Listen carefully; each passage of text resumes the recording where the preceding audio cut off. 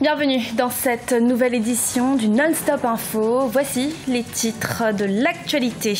Journée ville morte annoncée ce mardi 23 août en République démocratique du Congo.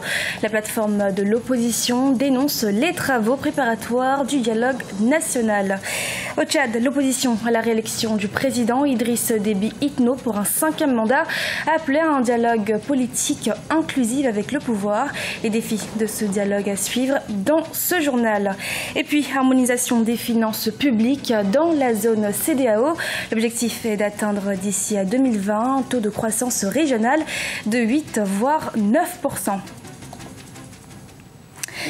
Je vous le dis en titre, la tenue du dialogue national reste conflictuelle en République démocratique du Congo. L'opposition dit ne pas être satisfaite des mesures de décrispation politique annoncées par le ministre de la Justice et le facilitateur Idem Kodjo. Pour l'opposition, aucun préalable n'a été levé pour la tenue de ce dialogue et a donc décrété que ce mardi 23 août sera une journée ville morte. Idolette Mirabel Abissou. En République démocratique du Congo, la plateforme de l'opposition qui était en réunion ce samedi 20 août 2016 autour d'Étienne Tshisekedi a annoncé une journée ville morte mardi 23 août 2016 sur toute l'étendue du territoire national. Cette déclaration du rassemblement des forces politiques et sociales acquises au changement récuse toujours le maintien du facilitateur Idem Kodjo. Par ailleurs, la plateforme relève les arrestations dites arbitraires dans le pays au moment où le gouvernement de Kinshasa a décidé de libérer 24 prisonniers politiques.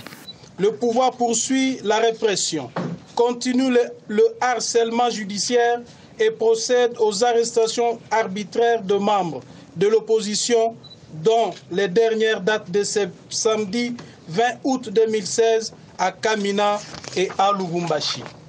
Sur une liste de 112 prisonniers présentés par le rassemblement, seuls 4 ont bénéficié de la mesure de libération provisoire. Le rassemblement de l'opposition a également décidé de ne pas participer aux travaux du comité préparatoire du dialogue dont la première réunion est convoquée ce mardi 23 août 2016 en République démocratique du Congo. L'appel à la journée ville morte a donc pour objectif de faire échec aux travaux préparatoires du dit dialogue. Concernant la libéralisation de l'espace médiatique, aucune chaîne proche de membres du rassemblement n'a été réouverte. De tout ce qui précède, le rassemblement constate malheureusement que ces mesures dérisoires n'ont nullement rencontré le préalable nécessaire pour la tenue du dialogue. Elles démontrent par ailleurs que M. Kabila et ses partisans demeurent de mauvaise foi et constituent l'obstacle à la mise en œuvre de la résolution 2277 du Conseil de sécurité des Nations Unies. Face à la tension politique qui dure depuis plus d'1 an en RDC, l'Union africaine avait envoyé l'ancien Premier ministre togolais Idem Kodjo comme facilitateur du dialogue politique. Mais sa présence semble aujourd'hui ne pas avoir conquis l'opposition. Le dialogue politique est toujours au point mort dans le pays, partagé entre une opposition divisée et un pouvoir qui continue de croire à l'aboutissement de ce dialogue au moment où le facilitateur de l'Union africaine est rejeté par une partie de l'opposition. En Zambie, le candidat malheureux à la présidentielle, Hakainde Hichilema, a déposé vendredi devant la Cour constitutionnelle un recours contre la réélection la semaine dernière de son rival, le président sortant Edgar Lungu. L'opposant affirme que le vainqueur proclamé n'a pas obtenu le seuil nécessaire pour l'emporter comme l'exige la loi. La situation politique au Tchad évolue dans le sens de l'apaisement. L'opposition qui conteste la réélection du président Idriss Déby Itno au premier tour a appelé cette semaine à un dialogue inclusif des forces vives du pays. Reportage de Mahamat Ramadan, notre correspondant depuis le Tchad, est commenté par Birama Saoumera. Un nouveau rebondissement dans les contestations politiques au Tchad. 2 semaines après l'investiture du président Idriss Déby Itno, l'opposition semble évoluer dans sa position. Certains leaders du front de l'opposition nouvelle pour l'alternance et le changement ont appelé cette semaine à un dialogue inclusif avec toutes les forces sociopolitiques du pays. Une décision qui dénonce certains candidats malheureux à l'élection présidentielle du 10 avril 2016. Un opposant qui dit que ce que nous sommes en train de faire est mauvais, là, dites-moi son nom. Ceux qui, en tout cas, disent que Déby n'est pas élu au premier tour et que nous continuons de dire qu'il faut un deuxième tour, ce sont ceux-là qui sont mis ensemble dans le FONAC. Tous ceux qui sont contre les résultats de cette élection sont d'accord avec nous qu'il faut continuer à mener des actions pour faire plier le régime, sans aucune violence. Je tiens vraiment à le préciser. Nous ne sommes pas adeptes de la violence. Nous pensons que les actions pacifiques sont tout aussi efficaces, sinon plus redoutables que la violence. Et on va en faire la démonstration dans les jours et les semaines qui viennent. Selon des experts, il est dans l'intérêt de toutes les classes politiques de privilégier les dialogues afin de faire face aux défis de développement du pays et aussi juguler la crise socio-économique dans laquelle vivent les Tchadiens. Cette question politique-là, il faudrait maintenant baisser la tension parce que pour le moment, nous vivons une sorte de rupture de dialogue politique avec l'opposition. Il y a quelques candidats qui continuent à contester l'élection du président et l'esprit du dialogue doit primer. Et je crois qu'il faudrait maintenant avoir un élément important, c'est celui du dialogue inclusif qui permettrait aux uns et aux autres de se comprendre et de se consacrer pour le vrai défi, que est le défi de la pauvreté et de la misère qui guette toute la société et notamment qui cause les tensions politiques. Rappelons que le Front de l'opposition nouvelle pour l'alternance et le changement a appelé ses partisans à marcher la semaine prochaine en cas du rejet de cette demande de dialogue par la majorité présidentielle. Une décision de l'opposition que la coalition des partis au pouvoir qualifie de non-sens. Les réseaux sociaux sont des moyens de communication aujourd'hui incontournables dans nos sociétés. Ils sont de nos jours utilisés pour s'informer, discuter, faire de nouvelles connaissances. Facebook, Instagram, Twitter, WhatsApp, Snapchat, Skype ou encore Viber sont des principaux réseaux qui permettent d'échanger, de publier, de partager des moments de notre vie avec nos proches ou encore d'en faire des plateformes professionnelles. Au Sénégal, les adolescents aussi s'y invitent, mais ne sont pas encore épargnés par les conséquences néfastes de ces réseaux sociaux. El Hadj Ndiaye. Au Sénégal, comme dans beaucoup d'autres pays du monde, les réseaux sociaux ont connu un progrès significatif. Les chiffres sur leurs utilisations ont valeur d'exemple. Parmi les 7 millions d'internautes, près de 2 millions sont très actifs sur les réseaux sociaux. Comme dans bien des pays, les motivations sont diverses. Certains sites comme Yaimo.com sont spécialisés dans la vente de produits vestimentaires et autres accessoires sur les réseaux sociaux.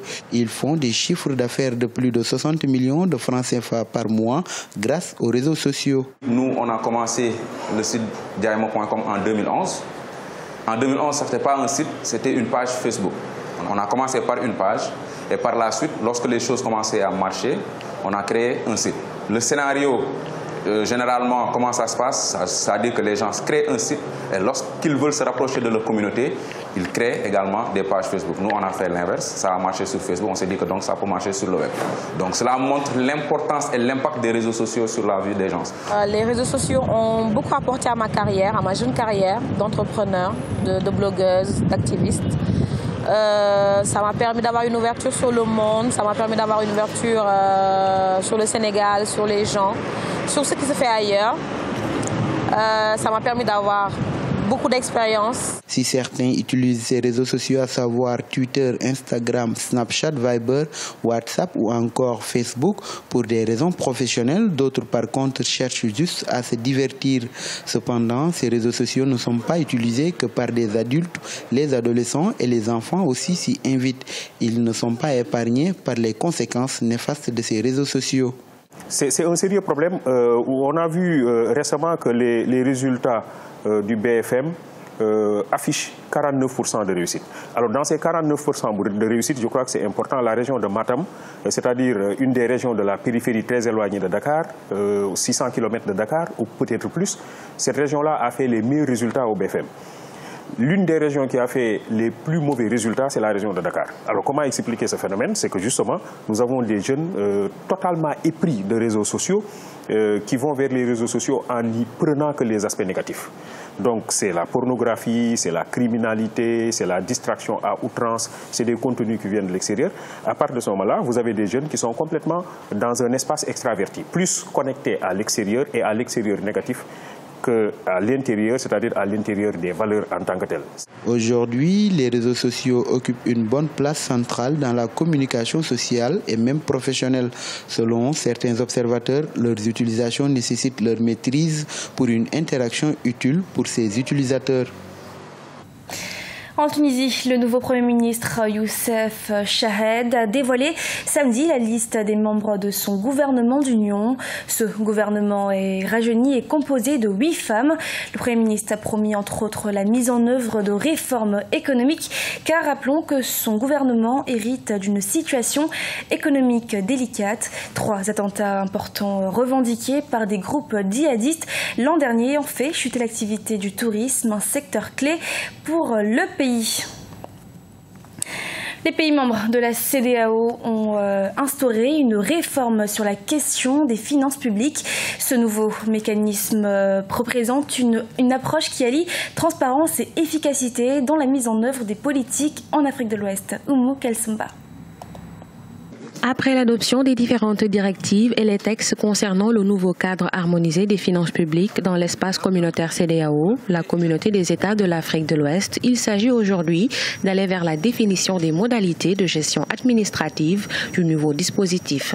À l'instar des pays membres de la zone CEDEAO, le Sénégal sera doté d'un nouveau mécanisme qui va régir la gestion de ses finances publiques. La mesure entrera en vigueur le 1er janvier 2017.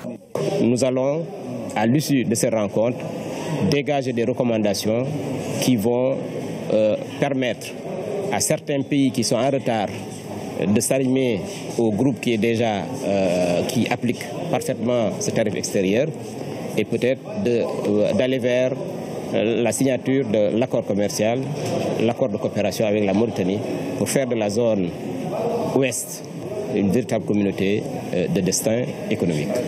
Au-delà de la transparence, cette réforme sur la gestion des finances publiques dans la zone CEDEAO vise la déconcentration des ordonnances budgétaires des États membres. Cependant, ce nouveau dispositif implique un changement de paradigme qui va faire que la gestion des finances publiques va faire passer les États d'une logique de moyens à une logique axée sur la performance et les résultats. Cet accord prévoit que nous allons envoyer nos produits pendant les 5 premières années avec un tarif ouvert à 100% au niveau de l'Union européenne. Mais nous, notre marché, nous avons négocié que nous n'allons ouvrir qu'après 20 ans à 75%. Deuxièmement, nous avons négocié une clause de révision périodique tous les 5 ans. Les perspectives économiques du continent africain sont le plus souvent ralenties par les conflits et les guerres, la récurrence de la sécheresse et l'évolution des termes de l'échange, de la finance et de l'investissement au niveau mondial. Avec un taux de croissance régional de 7%, la zone CEDEAO présente beaucoup de richesses et de potentialités économiques. Selon de nombreux experts, avec le nouveau cadre harmonisé des finances publiques, le taux de croissance régional atteindra 8 voire 9% d'ici 2020. Le Camerounais Issa Yatou, vice-président de la FIFA et président de la Confédération africaine de football, a été nommé ce dimanche membre honoraire du Comité international olympique. Membre de ce comité depuis 2001, son mandat au CIO arrivait à expiration cette année. Il est donc devenu membre honoraire lors de la 129e session de l'instance qui s'est achevée ce dimanche à Rio avant la cérémonie de clôture des Jeux olympiques. C'était le journal de la rédaction. Nous vous remercions de votre fidélité. Dans quelques instants, une prochaine édition de l'actualité sur Africa 24.